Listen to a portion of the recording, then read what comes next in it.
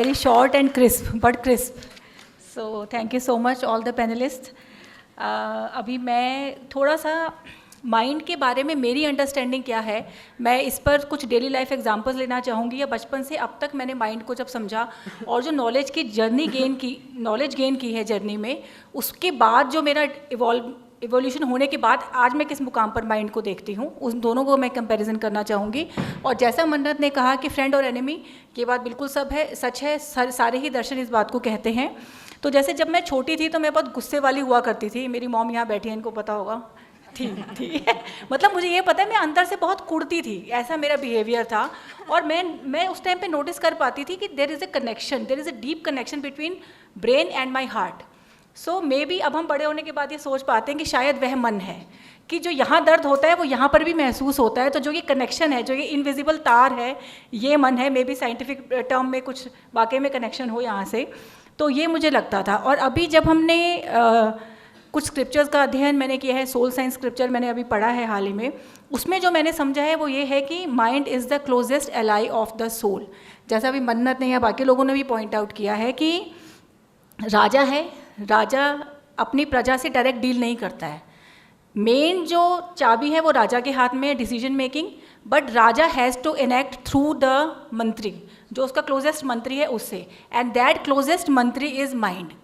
उसके आगे के कैबिनेट मिनिस्टर्स हैं वो उसके सेंसेस हैं, और उसके आगे आती है प्रजा, जो हमारे हाथ हिलाने में या बाकी जो हम वार्तालाप कर रहे हैं उसमें एक्ट करती है। तो हमें ये हमेशा ध्यान रखना चाहिए कि जो अंतिम चाबी है वो राजा के हाथ में है। तो सारी जो फिलॉसफीज़ है, सारा जो सार निकलता है वो यही आता है कि जो राजा है उसने अपने आप को प्रभावित नहीं होने देना है, उसने अपने जो क्लोजेस्ट एलाई है उसको इतना पावरफुल नहीं बनने देना है कि वो उसकी लाइफ को ही ऑपरेट करने लग जाए। तो यहाँ पे जब हम डिप्रेशन की या एंग्जाइटी की बात करते हैं, तो जैसे जैसे स्पिरिचुअल एवोल्यूशन हमारा होता है तो वहाँ पे हम देखते हैं कि धीरे धीरे डिप्रेशन सेटल होने लगता है, because in the moments of meditation, in the moments of self reflection, we get to see what we really are. तो that is the soul king which we have to access. तो अगर हम mind को, जब अब soul king के हाथ में चाबी है, जब वो अपने क्लोजेस्ट एलाई को सही सिग्नल देगा, सही ज्ञान देगा, तो वो बहुत अच्छे से काम करेगा। लेकिन अगर वो उसको कहेगा कि मेरे को कुछ लेना देना नहीं है मेरी प्रजा से, जो चल रहा है चल रहे हैं, तो भाई तुमने संभालना है संभाल लो। राजा के पास विजन है, उसके मंत्री के पास विजन नहीं है, तो वो क्या करेगा, धीरे धीरे खुद को मालिक समझना शुरू कर देगा और आपकी ज़िंदगी को नरक कर देगा, और धीरे धीरे राजा को भी अपना गुलाम बना लेगा, अपने आप को ही वजूद में सर्वे सर्वा हो जाएगा। तो सारा जो स्पिरिचुअल उसका एसेंस समझते हैं, मैं आज तक यही समझी हूँ कि mind is the bridge between the soul and the senses. ये हमारी अपनी वो है। ऐसे ही माइंड जो है वो हमें रैशनल बीइंग बनाता है। जैसे हम लोग फिलॉसफी में भी पढ़ते हैं कि बहुत लंबी जर्नी हमने एवोल्यूशन की तय की है, जिसके बाद कि हमें माइंड का जो नेमत है, जैसे डॉक्टर संचेती ने अपने ब्रीफ में भी लिखा था कि जो माइंड है हमने बहुत एवोल्यूशनरी जर्नी में बहुत बाद में पाया है।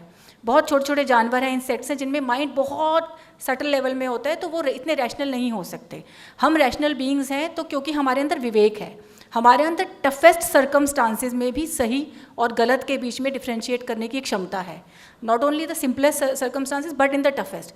बट आज के टाइम में हम क्या कर रहे हैं कि हमने उस चीज़ को खो दिया है, क्योंकि कंडीशनिंग, जो कलेक्टिव कंडीशनिंग है वो हमारी इतनी ज़्यादा हावी है। जैसे अभी रील की बात हुई कि रील्स देखते हैं तो 15 सेकंड में आप सोच रहे हो पॉलिटिशियन बनना है, जैसे आपने कहा 15 सेकंड में आप एक्टर बनने के सपने देखने लगते हो कि पैसे कमाने, अब ये करना है। या जैसे मन्नत ने कहा कि कलेक्टिव कॉन्शियसनेस वो है कि भाई एक दूसरे को देख के खुश नहीं होना है, टांग खींचनी है। ये वाली जो मेंटेलिटी है, या एक जो पॉजिटिव या लव कॉन्शियसनेस जैसे आपने बोला, ये वाली चीज़ हमें तब आती है जब हम अपनी कॉन्शियसनेस के साथ टच में होते हैं। तो जब हम देखते हैं कि माइंड ने इतना ज़्यादा कंडीशनिंग में आ गया है वो सोसाइटी की, कि वो एक जो कॉमन सेंस है, कॉमन सेंस के मैं 4-5 उदाहरण देना चाहूँगी कि जो कॉमन सेंस है ना उसकी, वो हम आजकल खो चुके हैं। मतलब अगर हम कलेक्टिवली लोगों को ऑब्जर्व करेंगे तो people are like so mindless कि वो सोचते ही नहीं है कि हम क्या खा रहे हैं, क्या पी रहे हैं, क्या चीज़ें हम यूज़ कर रहे हैं। माइंडलेसली सारी ज़िंदगी चल रही है उनकी।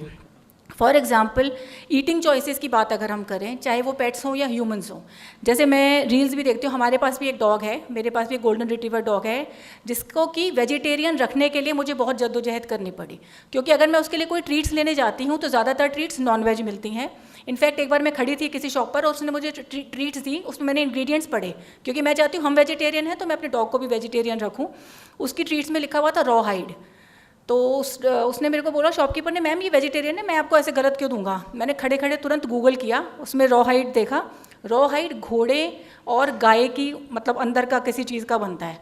आई वॉज सो डिसअपॉइंटेड, मैंने कहा भाई नहीं। तो पॉइंट यहाँ पर ये है कि हम विवेकशील प्राणी हैं, हमने क्या करना है क्या नहीं ये हमारे हाथ में है, we have to take charge of that.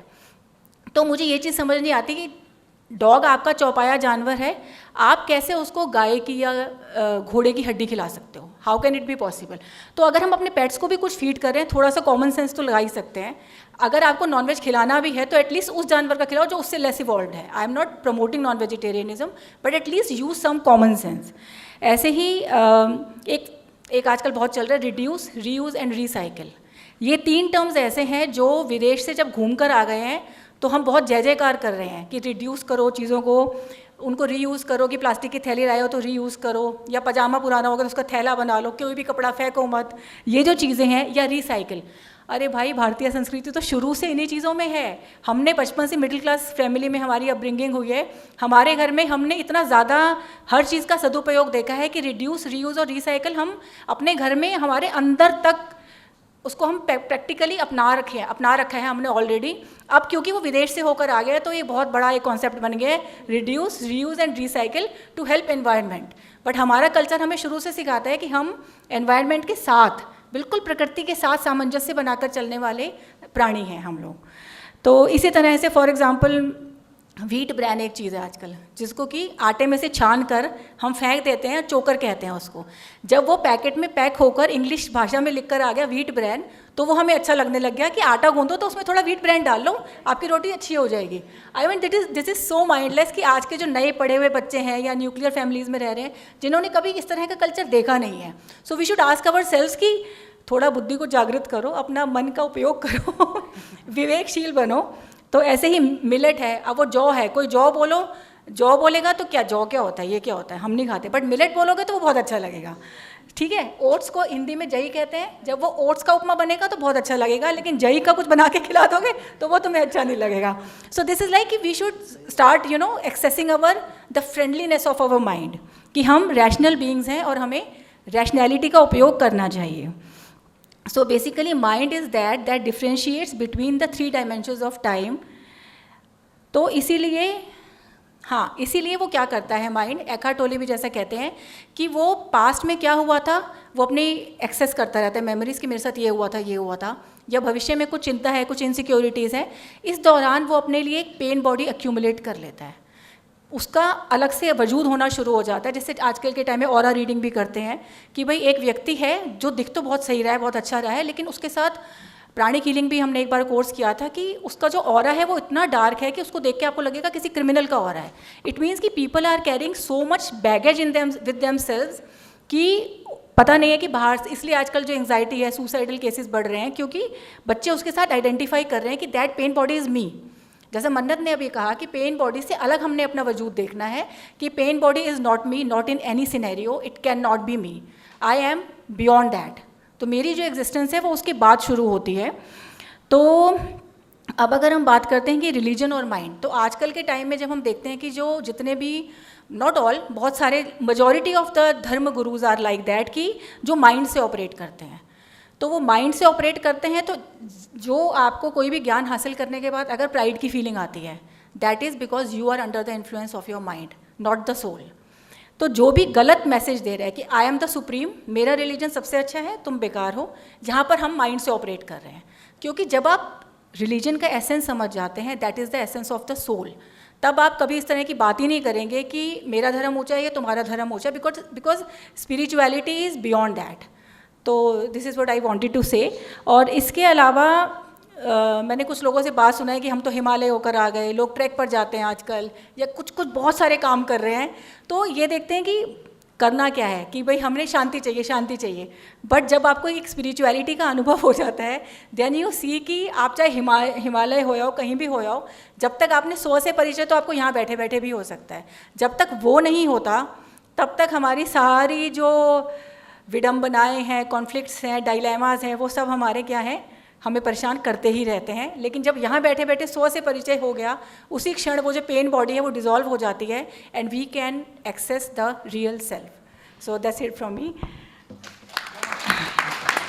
कविता में एक कविता मैं इस सेशन को कंक्लूड करते हुए सुनाना चाहूँगी। इसका शीर्षक है सम्यक्त्व का आभास। केवल शब्द रह गए, उनके अर्थ चले गए। सम्यक्त्व केवल थोथे दर्शन एवं विचारहीन आचारों में रम गया। मूल्यवान ज्ञान को पूर्णतः अनदेखा किया गया। महावीर चले गए, उनका नाम दुरुपयोग हेतु रह गया।